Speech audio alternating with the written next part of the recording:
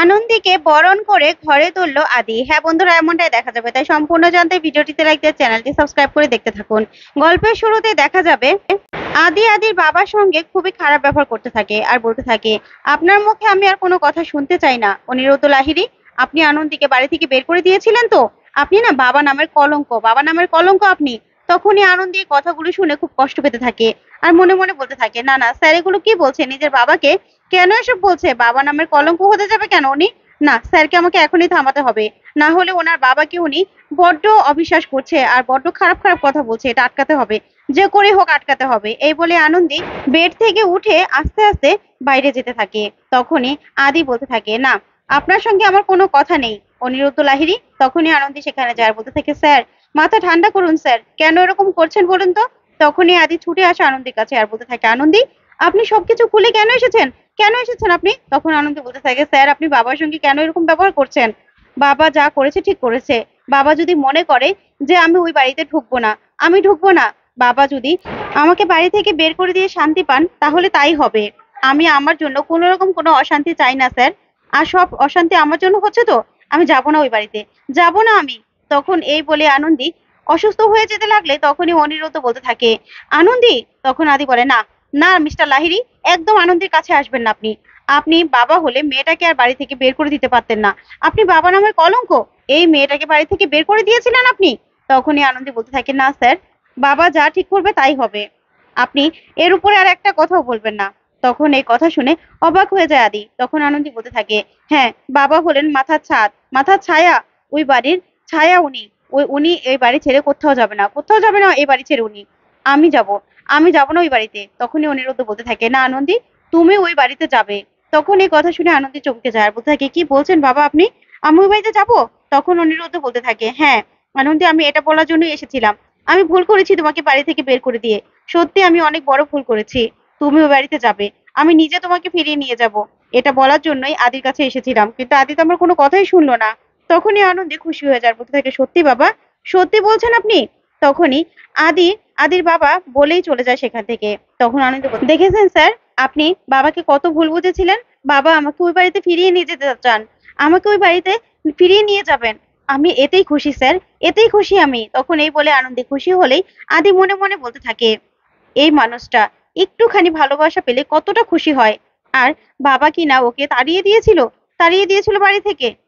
আসলে আনন্দীকে আমরা কেউ বুঝতেই পারিনি, উনি ভালোবাসার কাঙাল। আমরা আমি আর কোনোদিনও ওনাকে কষ্ট পেতে দেবো না, কোনোদিনও না। এই বলেই কেবিনের মধ্যে নিয়ে যায় আনন্দীকে আদি। ওইদিকে দেখা যাবে অনিন্দ কাকিমণির কাছে আসে, এসে বলতে থাকে, মা তুমি চিৎকার করলে কেন? আমি তোমার খোকা, খোকা আমি তোমার। ওইদিকে কাকিমণির চিৎকার শুনে কাকাই সহ সবাই চলে আসে আর এসে বলতে থাকে, এ কি, কি হয়েছে? কি হয়েছে চৈতি, দরজা খোলো, তুমি চিৎকার করলে কেন?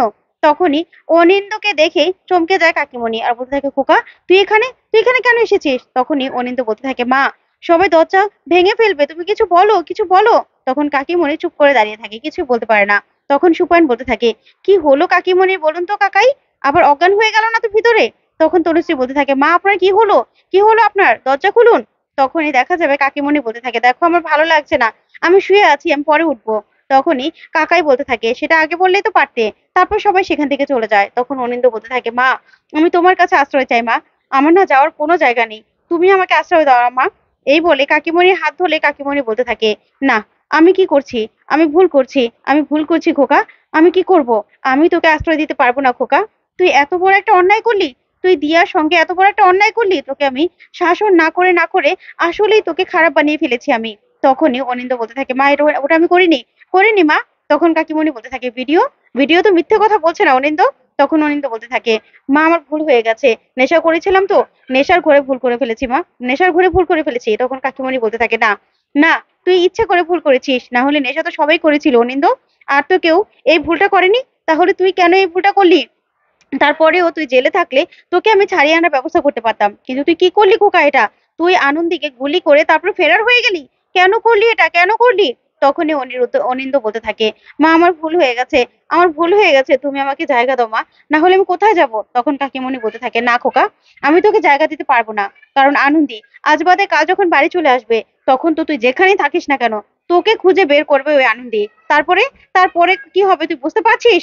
তখনই অনিন্দ বলতে থাকে, মা তুমি আমাকে তাড়িয়ে দেবে? তাড়িয়ে দিও না মা, তাড়িয়ে দিও না। তখন কাকিমণি বলতে থাকে, না খোকা, তোকে আমি কিছুতে আশ্রয় দিতে পারবো না, কিছুতেই না।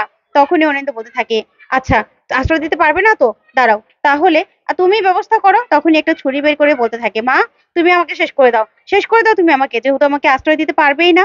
তখন কাকিমণি বলতে থাকে, খোকা এটা তুই কি বলছিস? তখন অনিন্দ বলতে থাকে, ঠিক আছে, তুমি আমাকে শেষ করবে না তো, ঠিক আছে, আমি আমার নিজের জীবন শেষ করে দেবো। এখন আমি কি করবো? আমি তো সবার থেকে খারাপ হয়ে গেছি না, আমাকে কেউ ভালোবাসে না, তুমি না, বাবা না, তনুশ্রী না, কেউ আমাকে ভালোবাসে না, আমি একটা ভুল করেছি, কেউ আমাকে ক্ষমাও করছে না, তাই আমি নিজেকে কিছুতেই ক্ষমা করবো না, কিছুতেই রাখবো না। এই বলেই ছুরিটা নিজের পেটে ঢুকিয়ে দেবে, তখনই কাকিমণি ধরে ফেলে আর ছুরিটা ফেলে দিয়ে বলতে থাকে, খোকা তুই এটা কি করছিস, কি করছিস তুই? তখন অনিন্দ বলতে থাকে, হ্যাঁ মা, তুমি আমার শেষ আশ্রয়, আমাকে রাখো, এখানে রাখো। আর মোবাইলটা কই, মোবাইলটা দাও, আমি সুপায়নের সঙ্গে কথা বলবো মা, ওই আমার আশ্রয়দাতা, ওই আমার সবকিছু করবে, ও আমাকে সেভ করবে, ও আমাকে বাঁচাবে মা, মোবাইলটা দাও। তখনই কাকিমণি মোবাইলটা দিলেই তখন অনিন্দ বলতে থাকে, মা আমার খুব ক্ষুধা পেয়েছে, তুমি ওর জন্য খাবার আনবে? তখন কাকিমণি খাবার আনতে চলে যায়। ওইদিকে অনিন্দ সুপায়নকে ফোন করে। তখনই সুপায়ন বলতে থাকে, অনিন্দ তুমি কোথায়? তখন অনিন্দ বলতে থাকে, মায়ের ঘরে এসো। তারপর সুপায়ন বলতে থাকে, ঠিক আছে আমি আসছি।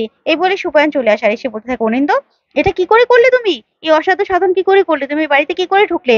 তখনই অনিন্দ বলতে থাকে, হ্যাঁ আমি অনেক কষ্টে এসেছি, এসেছি আমি এখন মায়ের ঘরে আছি, মা তুমি ছাড়া এই কথা কেউ জানে না। তখন সুপায়ন বলতে থাকে, তোমাকে আমি কত খুঁজেছি, খুঁজেছি আমি, কিন্তু কি করবে বলো তো, এখানে কি করে থাকবে? তো আনন্দিত চলে আসবে তখন, তখন আনন্দিত এবারে মেয়ে হয়ে ঢুকবে এবার, এখন কি করে থাকবে তুমি এখানে? তোমাকে তো বের করে ফেলবে, তারপরে থানায় দিয়ে দেবে।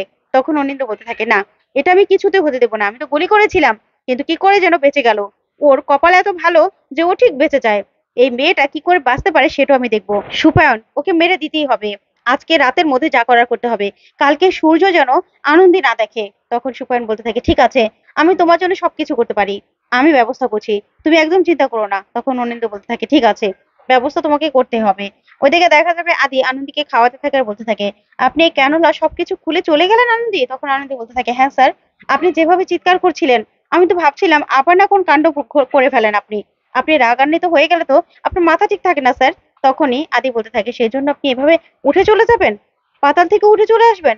তখন আনন্দী বলতে থাকে, যতক্ষণ আমার প্রাণ থাকবে ততক্ষণ আনন্দী আপনার আপনার কাছে পৌঁছে যাবে, আপনাকে বাঁচাবে স্যার।